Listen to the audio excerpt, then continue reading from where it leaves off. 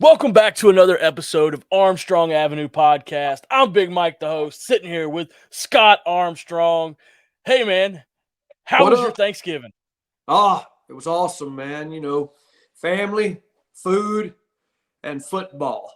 That's my kind of Thanksgiving. I I loved it. know that, man. I know that's It's right. it's a Man, great day. Look, every day, family and football and giving thanks. It should be every day.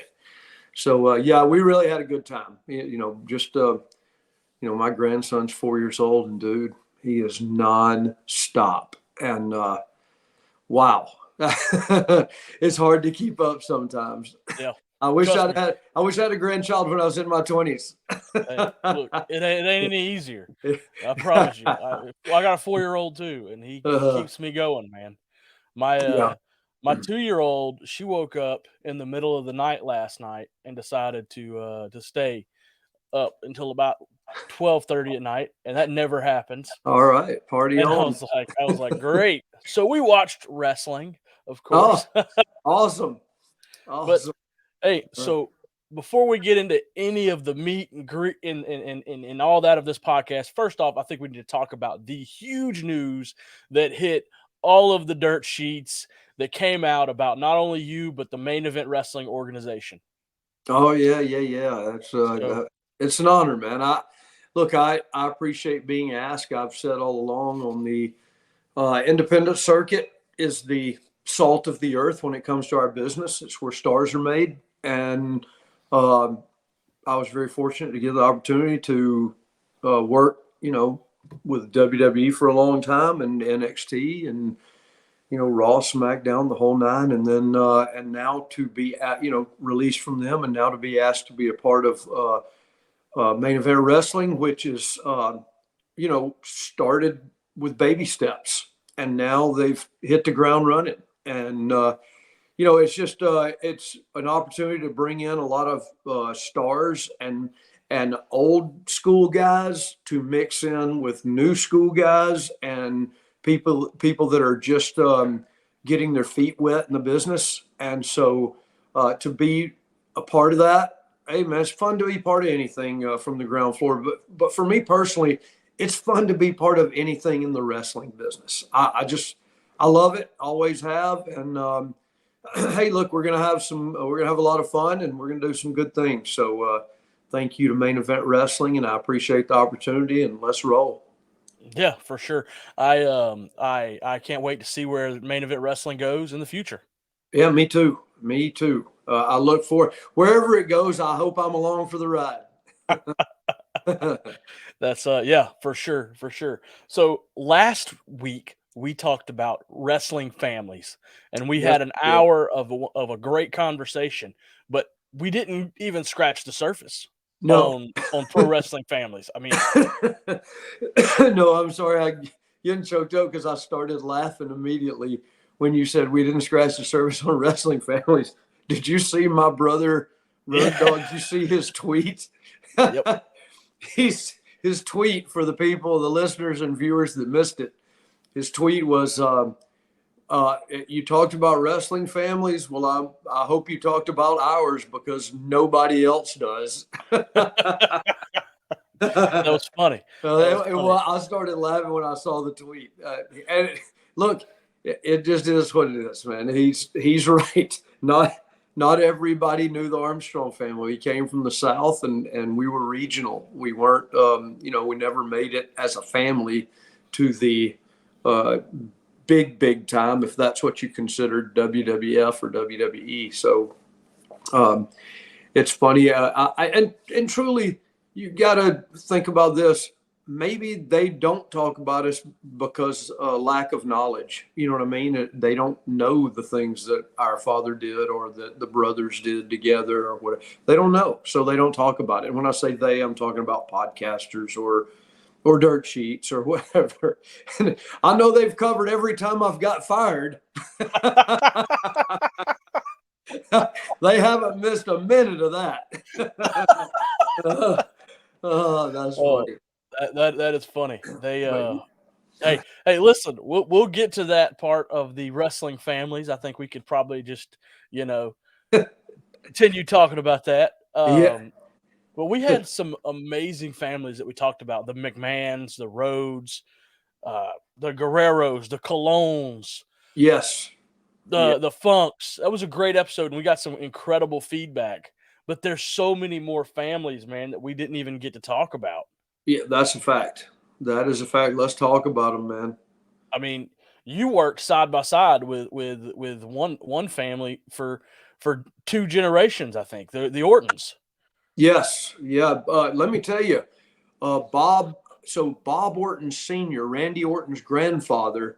I remember watching him as a child. Now you got to think, I was really, really young, and back then, there were like I've said on this podcast many times, there were 3 channels on television, and if you wanted to change the channel, you had to get up and go change the channel. Like kids nowadays don't even understand that, but and if you had the rabbit ears, they called them, that you'd put tinfoil on them, you'd do anything to try to get that 4th channel, and but literally only 3 channels, so you can imagine the technology.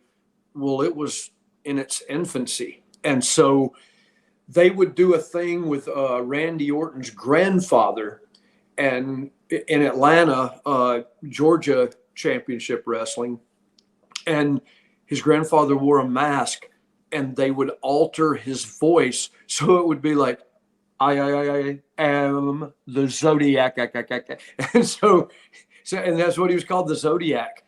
And that was just something as simple as that was so ahead of its time. And you think, look, you fast forward from, gosh, man, early 70s, I guess, or late 60s to now.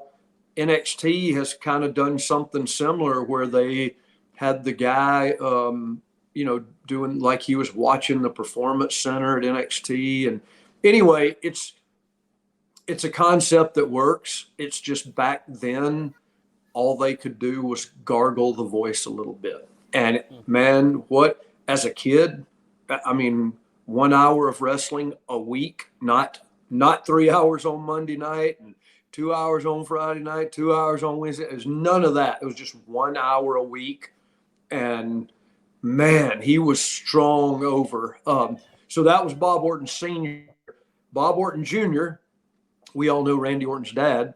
And my dad, 1,000 matches with him. I actually have had a match, tag match with my dad and against Bob Orton Sr.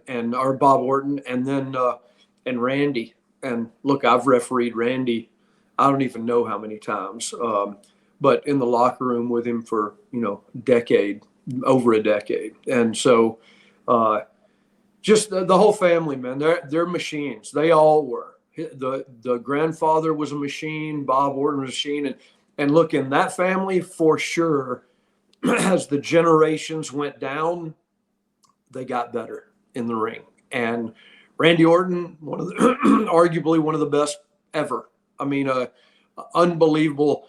Every move in the ring means something. There's no wasted motion. And he understands the art of the work. He's awesome. And I'm a huge fan.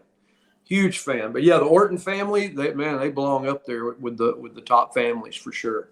For sure. I couldn't, I tried to get him in on the last episode, but man, we just went for, forever. And I was like, well, whenever you said, let's talk about him again, I had him at the top of my list. Heck yeah, man.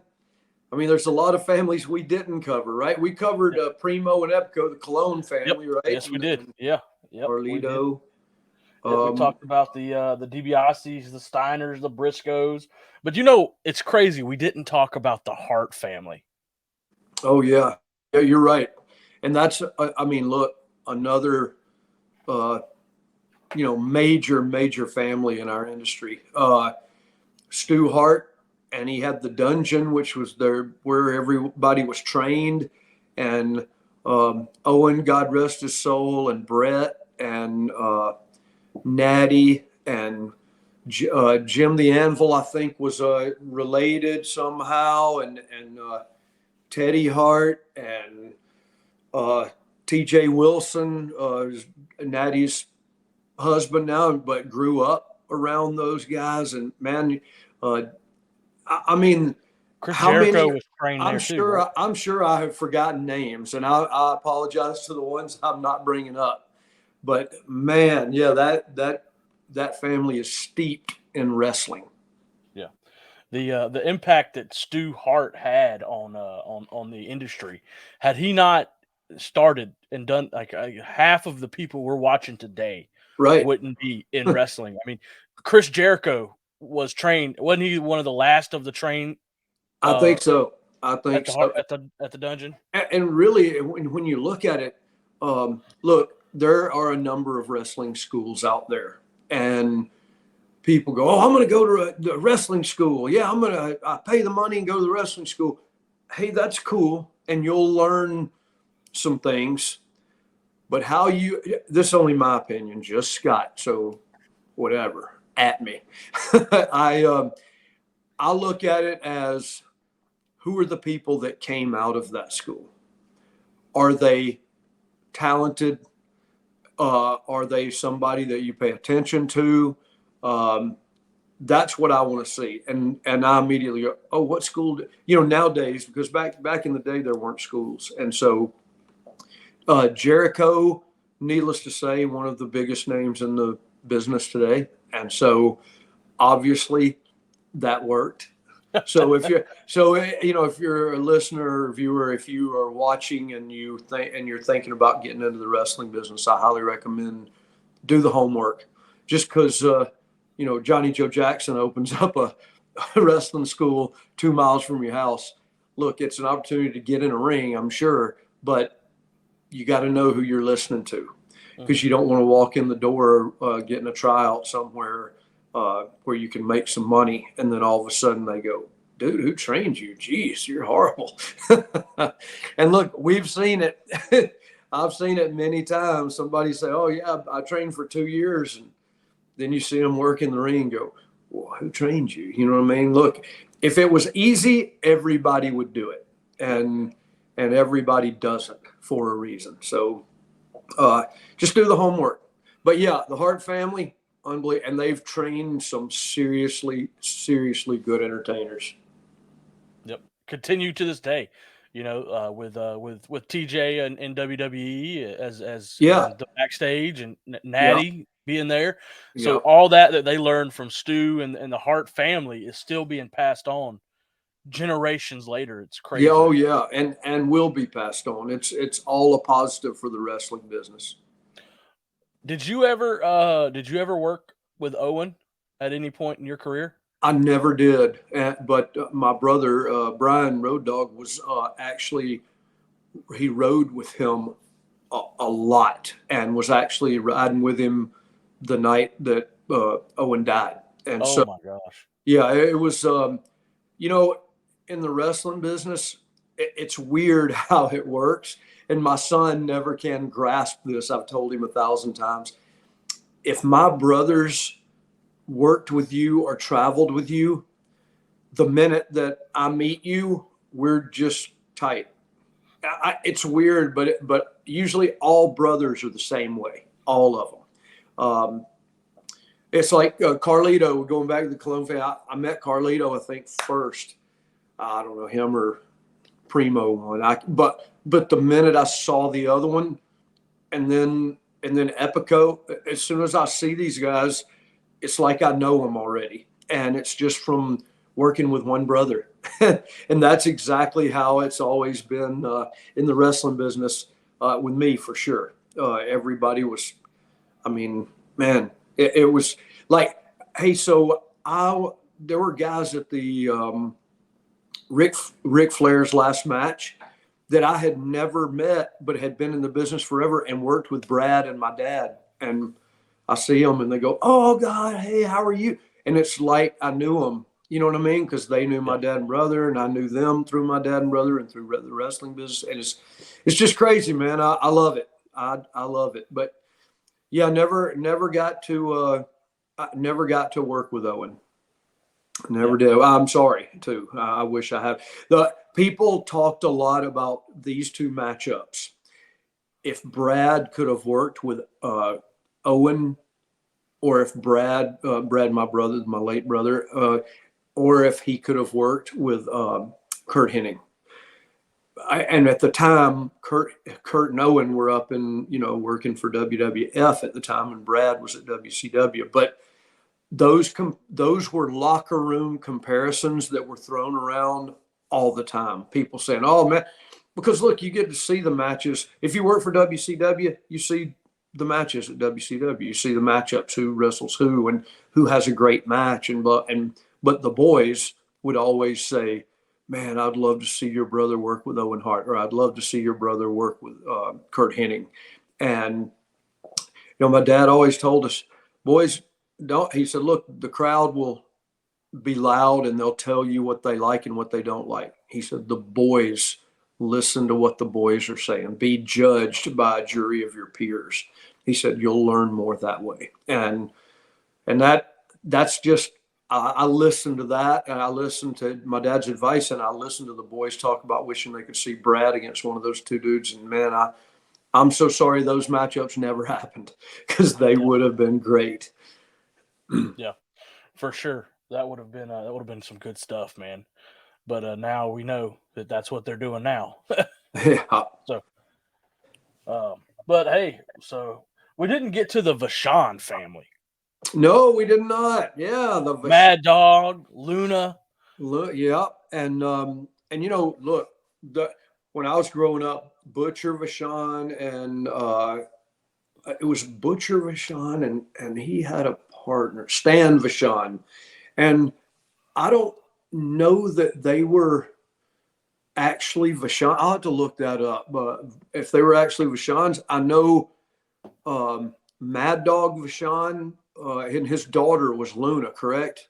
Yes. And so I'd met Luna, I think, one time, and it was when I was with my brother, and he was working WWF at the time. And so, but I remember growing up seeing the Vachons, because they worked the Georgia territory back in the early 70s, late 60s, and it was Butcher, Stan were the tag team, and then they would bring in Mad Dog, and he was like the crazy guy that he was. They were over so strong as heels, it was unreal. But so Butcher was Luna's father.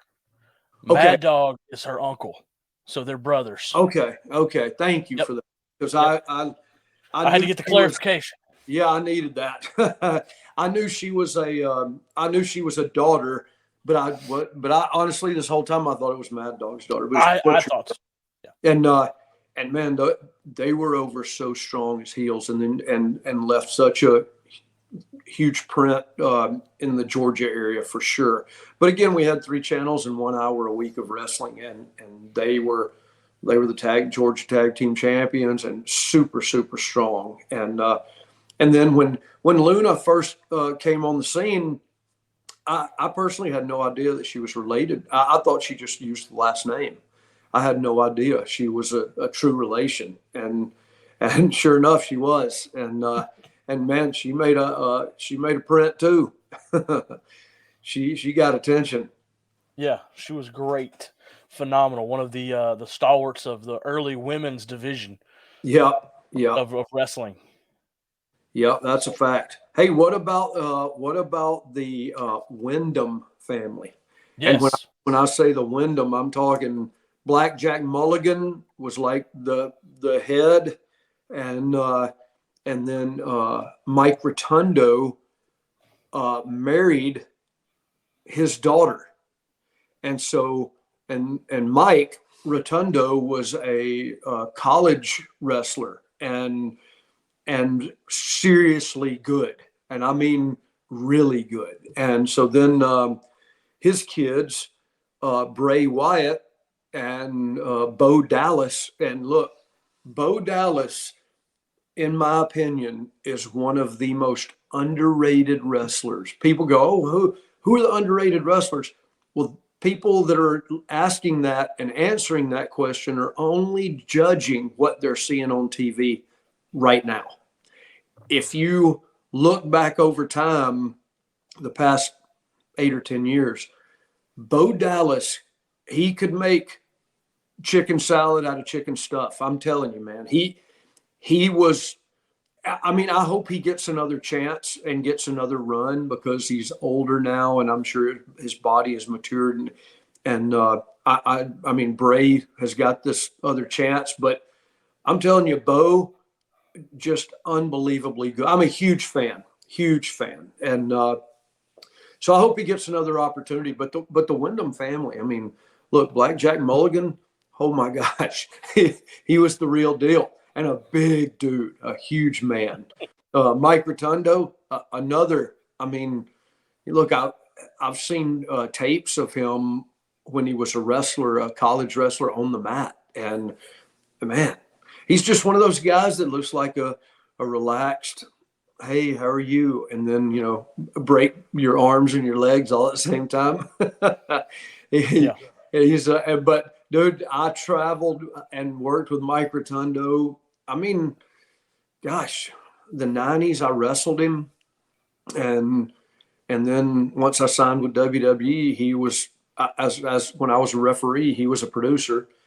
And when I became a producer, he was still a producer. And, until the pandemic, we all had jobs as producers. And so, and me and Mike traveled together a lot. And I loved traveling. Oh man, he just so fun, and he's a funny dude and a good human being. So, and I do mean that from my heart, a good human being. All of them are. I mean, I've never had a crossword with one of them, or never thought, oh, geez, I wish he would leave the room. You know what I mean? Just Yeah. good family guys. And so, I'm honored to have had a career with, a lot of those guys for sure. Yeah. Yeah. That's a, you were talking about Bo Dallas being very underrated. I remember watching him in the early days of NXT, and he was great. And then he just he took the Bo Leave character to Yeah. that next level, and Yeah. other people would have said, no, I don't want to do that, and it wouldn't work. But he ran with it and made it work for Yeah. him. Yes, he did. Look, and that's in the wrestling industry. You don't know what's going to work. You just don't.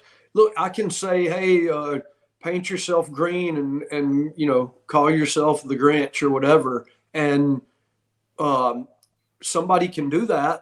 And the minute they walk out there, they'll usually fans will judge. But then the minute you start in the ring, fans can tell if you don't know what you're doing. They can tell it immediately, and they'll just crap on it. And so when Bo, like you said, he ran with it.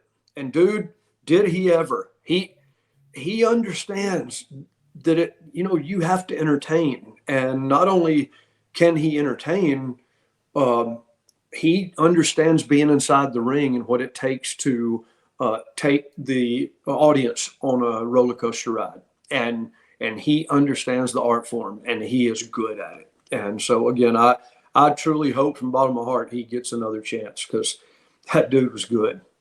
Yeah, yeah, definitely.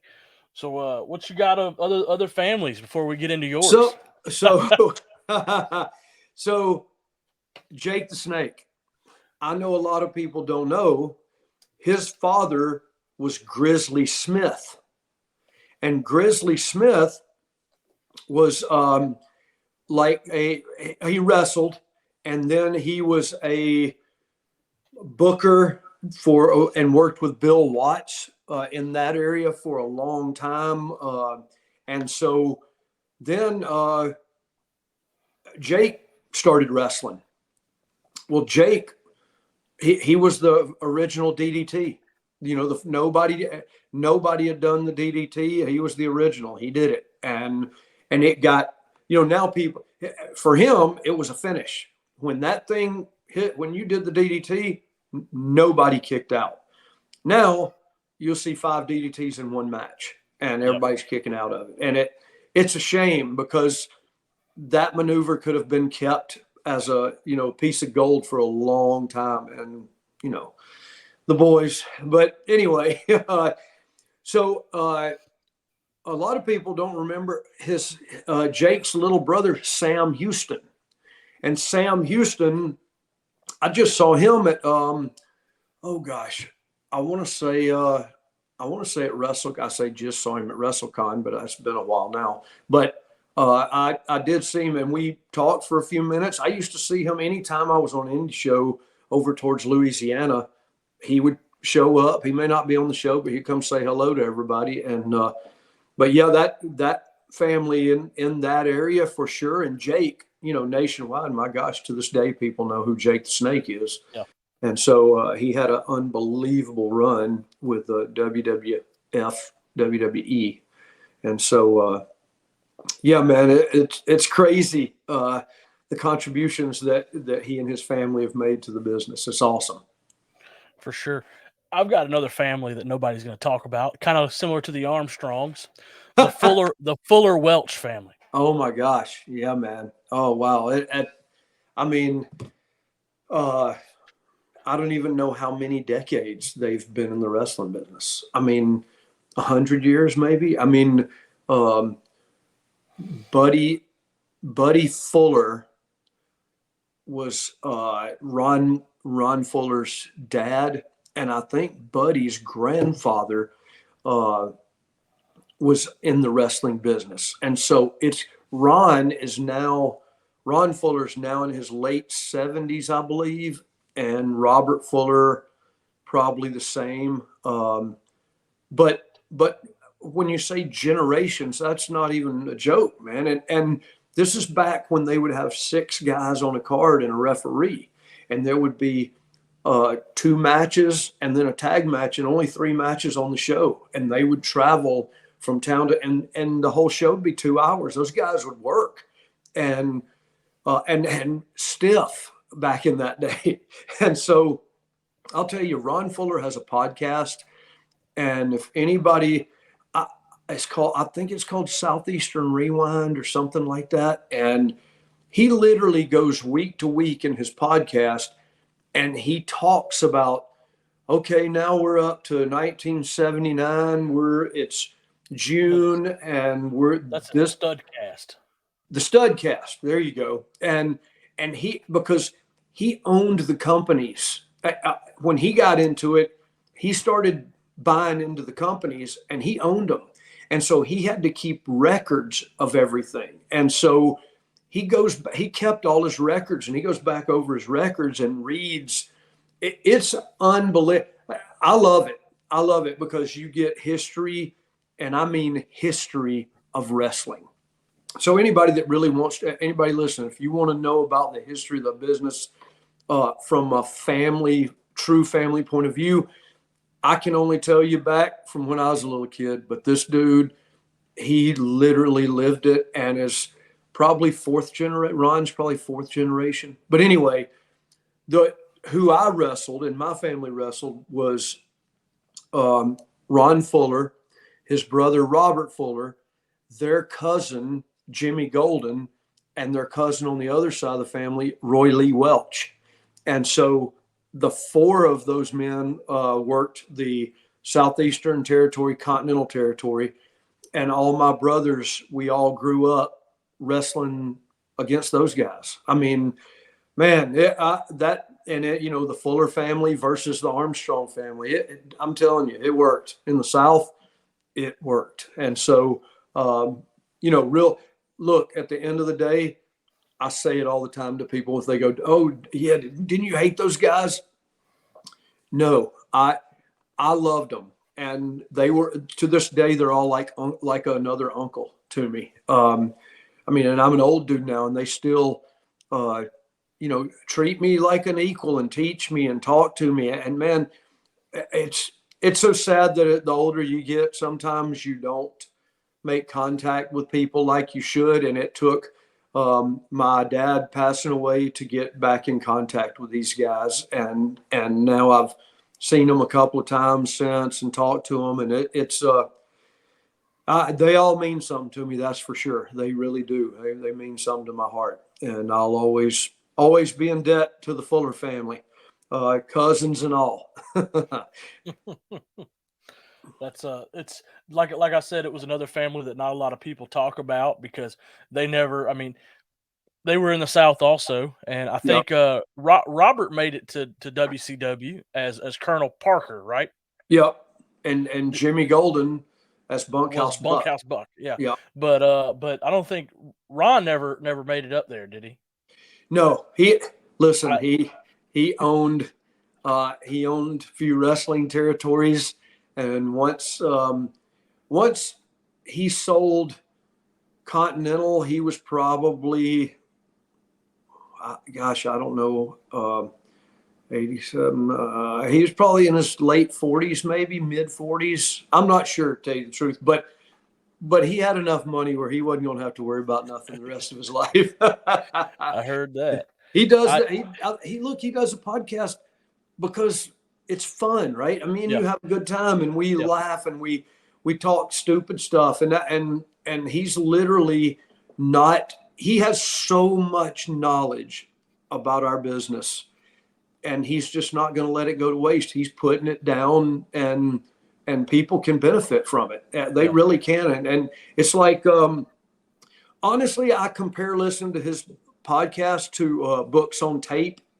Isn't that what it's called? Books on tape or something like that. Where Audiobooks. audio, thank you. Yeah, yeah. Back in my day, we called it books on. Anyway, yeah, audio books, that too. And so, yeah, that's what I compare it to, because if you listen to his podcast and you start at the beginning, you will learn so much.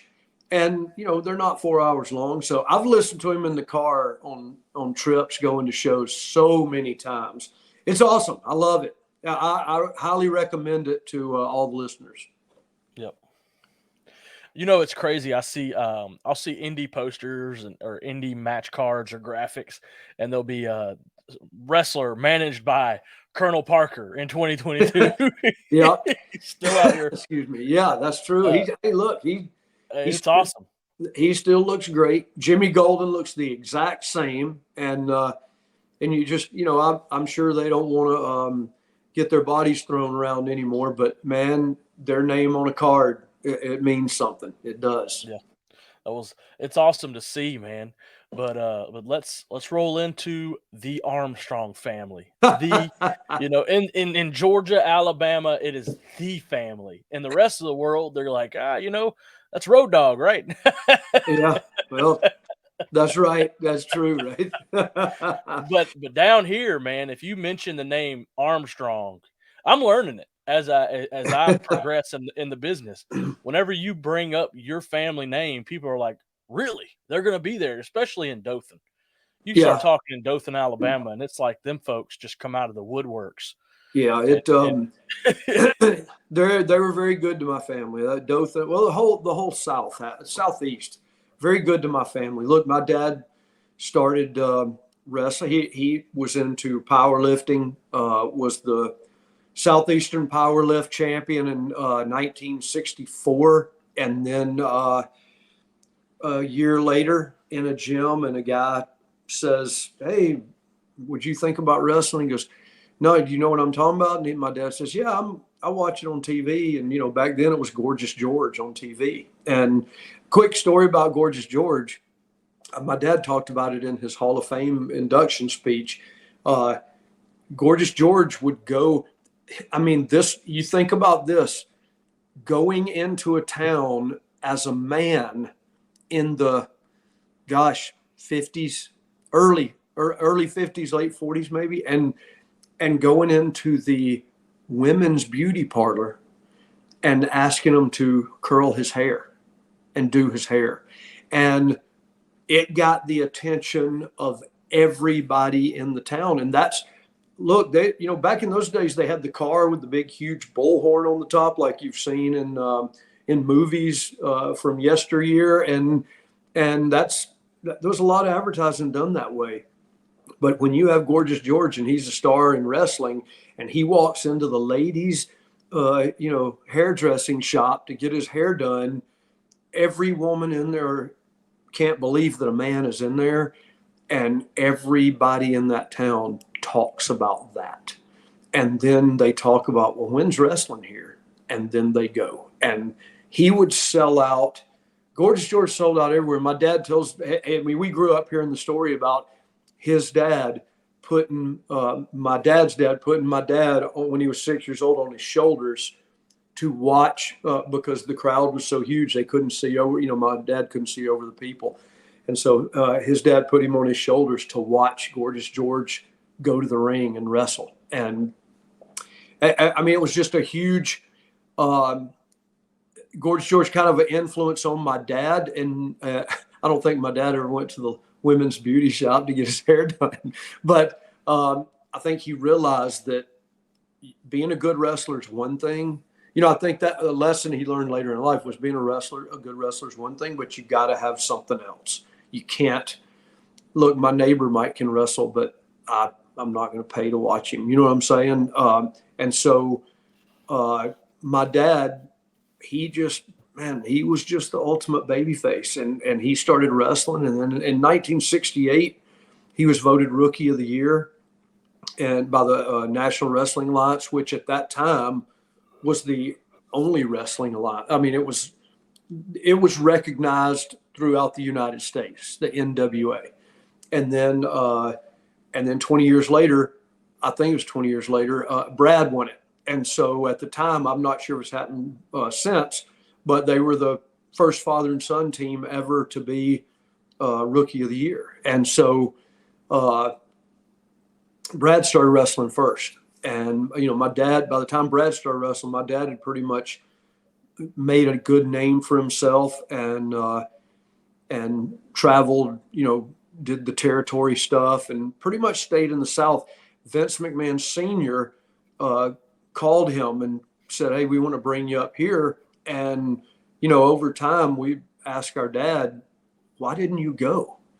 And he said, "Well, I had 4 sons. They were all very young. And up there, you were on the road constantly." And he said, "It just meant I'd never see my family." And man, just to hear him tell me that later in life, just told me more about who my dad really was in his heart. And I miss him every day. That meant so much to me and my brothers to know that he gave up an opportunity to become, if he had gotten over up there like he did, with Vince Sr., like he did everywhere else, he would have been one of the biggest stars in the business. And he didn't go, and he was okay with not. Look, he ended up being in the Hall of Fame anyway, so everything worked out for him. But it would have meant, my gosh, a lot of money. But he turned that down for family, and there's something to be said for that. I mean, look, if you're 22 listening to this and you don't have any kids, you go, "Oh, he's crazy." I get that. I understand that. But anybody listening to this that's got a family and realizes, and you love them and you realize you won't get to see them, that's a huge, he gave up, a huge dream to be with his family. And that says a lot about who a man is to me. And so I was anyway. So my dad, and then Brad, and then I started, and then about maybe a year later, Steve started wrestling, and we we had really good times over the career. Steve went off and Tracy Smothers, God rest his soul. Steve and Tracy were the Wild-Eyed Southern Boys, and man, went to Japan. For years as the Wild-Eyed Southern Boys, and then they worked WCW, and they changed their name to the Young Pistols, and they ran with that and had some unbelievable matches with the Freebirds. Man, unreal. And so, look, my family, generations. You know what I mean? Generations, 2 generations, and I've said it before, and I will say it till the day I die. Brad was without a doubt the best in-ring performer in our family. And as far as the best talker, I don't know, my dad was right there. Brian was great. Steve and I were just both fortunate to be good athletes and so ride the coattails. And so, seriously, Brian Brian was great in the ring, but he was great. I mean, on the mic. But I attribute that to my dad. My dad was great on. Look, my dad do the most humble pie baby face promo on the planet. Well, I grew up Georgia boy, Georgia bred. My grandmother fixed grits and gravy, and then as time went on, and it became more of a show. Well, I'm a Georgia born, Georgia bred, thoroughbred. My granny told me eat the grits and gravy, and I don't mean maybe. And it turned into that kind of stuff. And because time changes and society progresses, and TV wrestling, it progresses. And it's like back then, nobody jumped off a top rope. And they didn't jump off a top rope. If they jumped off a top rope, it would be like Jimmy Snuka. He would be the one guy that you would see jump off the top, and he jumped off top of the cage like in the 80s. And you just go, oh my God. It got such attention. Now every pay-per-view, if there's a cage, somebody jumps off the top of it. You see what I'm saying? Mm-hmm. It's everything is sped up. And look, I want to see a cage match where a guy jumps off the top of it. I do. I want to see it. I want to see Ricochet do that, whatever. A 630 senton? Yes, off the top of the cage. I mean, I want to see that. It's awesome. And viewers want to see it too. And so that's what we've grown accustomed to. So give it to me. You know what I mean? But anyway, yeah, my family, one thing for sure, started in the early 60s and still going because Brian is still with WWE, and I've just come on with Main Event Wrestling, and so the Armstrong family still representing and going into 2023. So I'm proud of that. Very proud. Yep, it's awesome. It's like it's just like we said about the Hart family, the Armstrong family continuing to pass along the knowledge that you guys learned in the 80s and the 70s from your dad and the Fullers and the McMahons. I mean, you guys learned so much from being around him that now I can attest to the fact that you tell me so many times things that Vince would tell you, and now I run with the same thing. But hey, I think we're gonna get into everybody's favorite segment of this episode. But before we do, I've got to give a shout out to Bones Coffee Company. Yes, for the best coffee money can buy. Look, we're recording this. It is 8:40 in the morning, maybe here where I'm at. It's 9 o'clock right here in Georgia, and I just had a cup of Bones coffee. I got up, I got my grill going because we're doing a family get together today. Going to watch some football, and that's what I'm talking about. I'm telling you, I just fixed me a cup of that coffee. It hit my soul. And now I'm putting this podcast together. It's going to be great to have it's a great day, man, after having a cup of Bones. So I can't explain it. you're on Eastern time. I'm on Central time. So if it's 9 there, you know what time it is here. It's 8 o'clock a.m. I already had my cup of Bones coffee, and I was in such slow motion, trying to wake up a little bit. And my wife said, you made you some Bones coffee? And I said, yeah, but I think I'm going to get a straw and just snort it. It is. Hey, look, I know we talk about it all the time, but, until somebody gets it, tries it, I mean, you won't know until you try it. And once you try it, you'll say, man, those guys weren't BSing us. They were telling the truth. So I hope people do that. Yep. And I get those messages quite frequently from our listeners who say, dude, I thought you guys were just saying this. I thought it was just, regular old coffee. And then I get it. And this stuff is the real deal. It is the real deal. It is. And if you want to get the deal, use code Armstrong for 15% off. That's right. Let them know we told you about it. Save $1. I don't know how much 15% is, but hey, look. In today's time, come on, man. Give me everything I can get. Exactly. And hey, before we keep going, let's not forget to mention collar and elbow t-shirt. Still sitting here waiting on that Armstrong Avenue T-shirt. I think we're starting a trend. They're good people, man. They're good people over there at Collar and Elbow, and they do quality work. And we appreciate them being on board with us. That's for sure. Yep. Hopefully, also, code Armstrong, 10% off. And hopefully in 2023 we get the Armstrong Ave Pod T-shirt. Hey, I'm down. We've got the graphic for it. It's short me with Scott walking across the. That's true. Oh, that's funny. That picture's awesome. We're gonna roll into the hashtag Ask Scott segment, everybody's favorite part of this podcast, where you as a listener can send in your questions that will be answered by Scott Armstrong. Tweet us, hashtag Ask Scott, DM me, Big Mike the host, shoot me a message, shoot us an email. It doesn't matter. Ask Scott. We're going to get into it. The first question, bro, is a good one. Coming off of the recent AEW pay-per-view, this question was asked on Twitter by @RyanWise.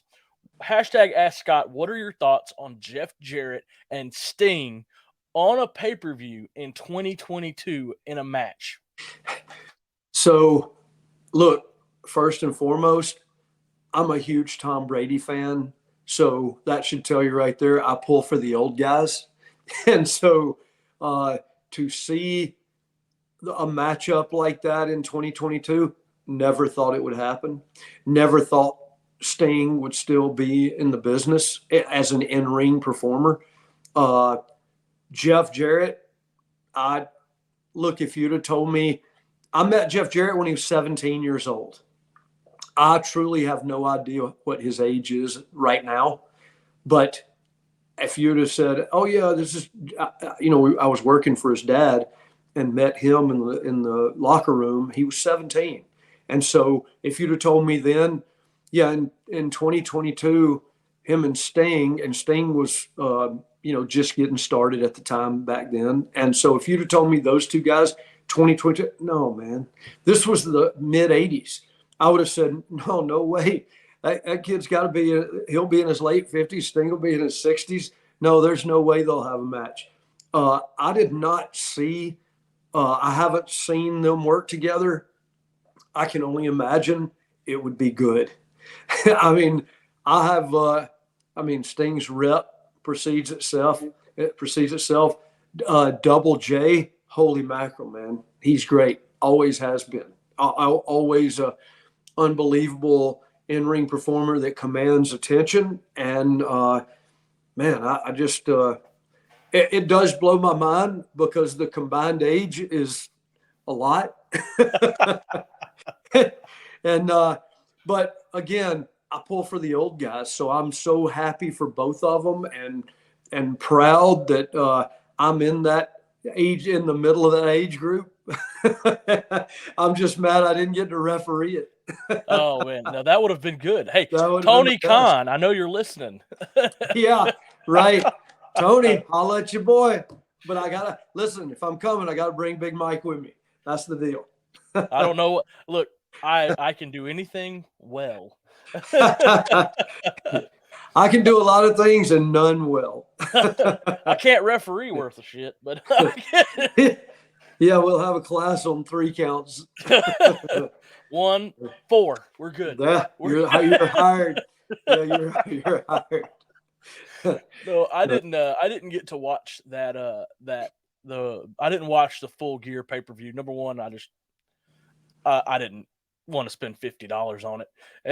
Well, fair enough. Because honestly, at this point in 2022, you don't have to watch the pay-per-views to know what's happening. Watch Twitter. You'll see the high spots of the match because people will put it on there, and then people will tell you what happened. Yeah, that's true. That's true. And so that's what I did. But to see Jeff Jarrett at his age still look phenomenal. Like the guy is in incredible shape. He's always trained. He's always trained in the gym. He always has. And to see him and Sting, which growing up, I was a huge TNA fan, and they were both at at TNA. Then Yeah. and to see him now as an adult is really cool, you know. And Right. to see him working with Jay Lethal and then the young Darby Allin who's coming up in his career. I mean, he was in the ring with three guys who've been around this business for you said it, a long time. A long time, brother. I mean, Jay Lethal's not 20 years old. I mean, I think he's 40, But 45. Jay But Lethal's great. yes, Huge props to that dude, man. yeah, He is really, really good. Black Machismo. One of my favorite gimmicks ever.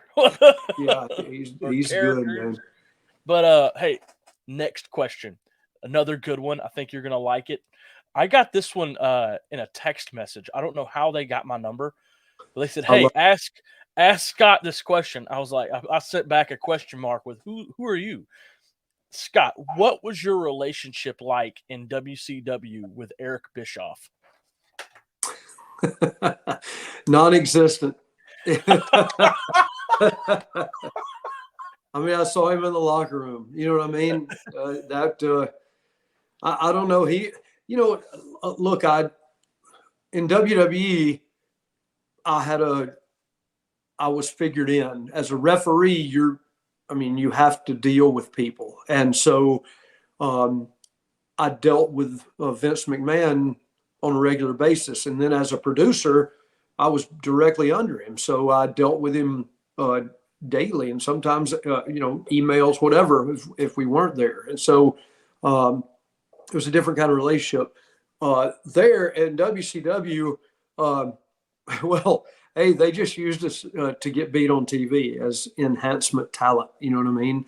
Or as the guys that know everything about wrestling and are 18 years old, the job guys. That's what I was there to do, is my job, and I did it. And so, he didn't have time.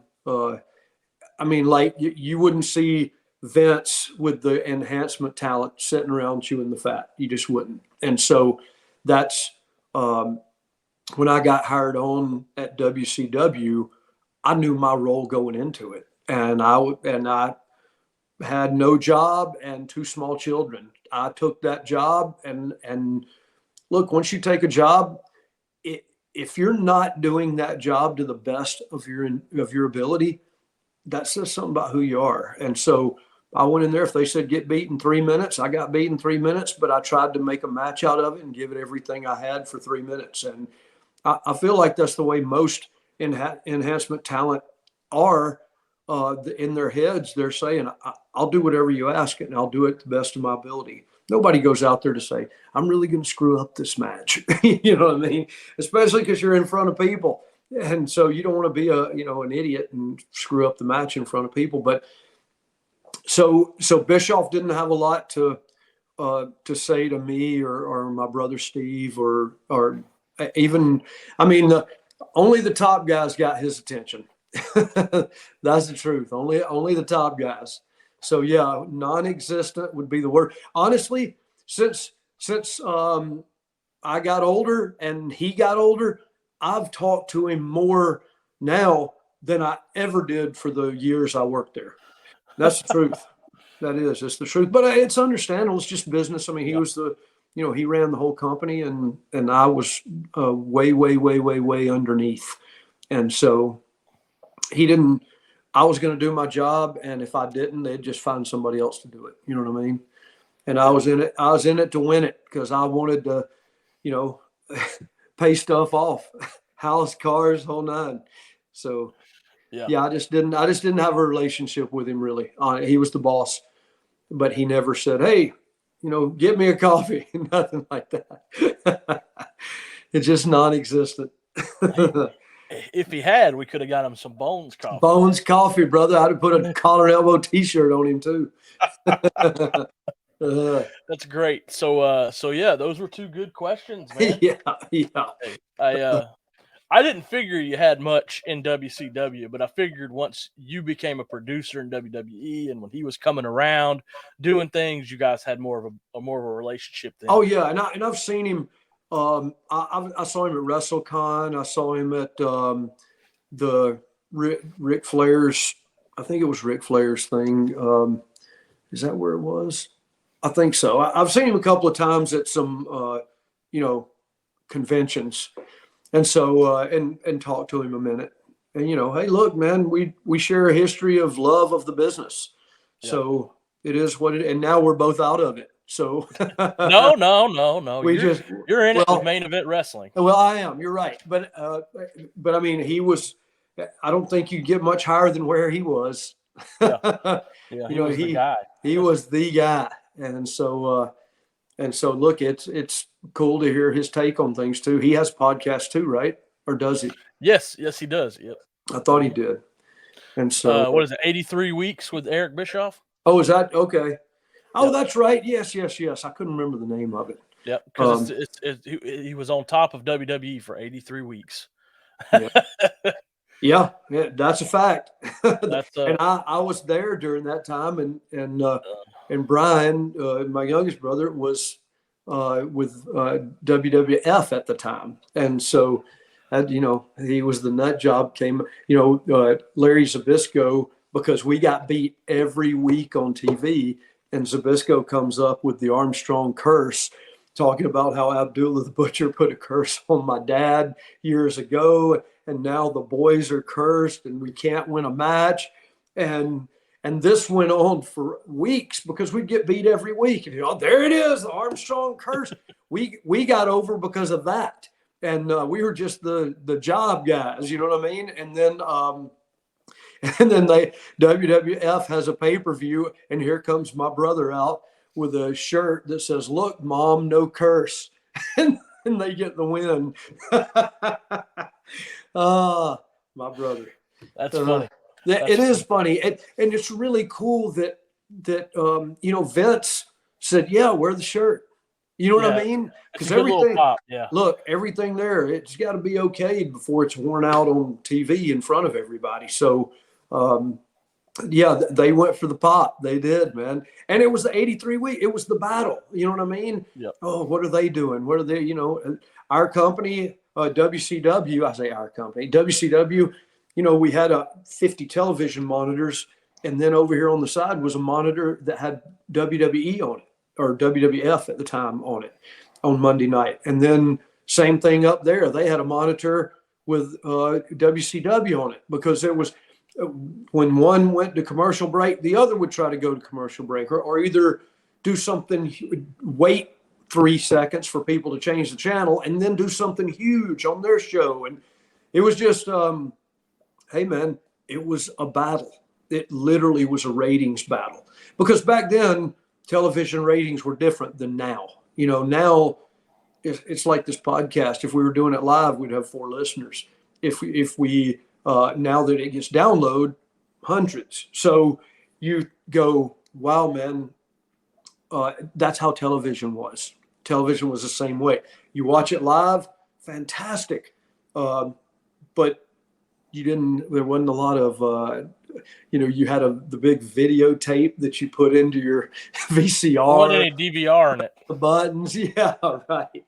Wasn't like now. You hit the remote one time and you're recording it. Yep. So just a different time, but a fun time. You know what I mean? A fun time for wrestling, which is where we're at now, which is what 2023 is going to be huge. It's going to be huge for wrestling fans, and really big for Main Event Wrestling. And again, I want to say thank you to the people there, and I really appreciate the opportunity, and let's have some fun. Yeah, and debut episode of the new season of Main Event Wrestling Underground, December 1st on the IWN app. You can go to www.iwnwrestling.com, and it'll take you straight to where you need to go to download the app on your mobile device. And check out the first episode. It's going to be a good one. And then we return with our first live event of 2023 for Main Event Wrestling. It is January 28th, Griffin, Georgia, at the National Guard Armory. Tickets are on sale right now at mewgriffin.eventbrite.com. Get your tickets. It's got they have really put together. The first show is going to be massive. Awesome. Lady Frost coming in. Matt Cross is going to be there. Former NXT superstar known as Trey Baxter, now Blake Christian is making his main event wrestling debut. That's Man, what they're doing over there, man, the management at Main Event Wrestling, they're putting together something special. And I can't wait to watch it and just to be able to be a part of it. Yeah, doing amen. Just helping out with the shows, doing commentary, whatever they need me to do, and I can help out, and just be a part of it. And That's the way I feel, dude. Same way. It's going to be a blast. Be hey, good you to see guys be sure to check it out and follow all of their social medias. But when you do that, make sure you follow us on Twitter at WWE Armstrong, at Big Mike the host. This is the Armstrong Avenue podcast. I think we need to probably wrap it up, brother. All right, Big Mike. Thank you. Thank Hey. you, everybody. Appreciate it. Thank y'all for listening. We're going to get out of here. Y'all have a great week.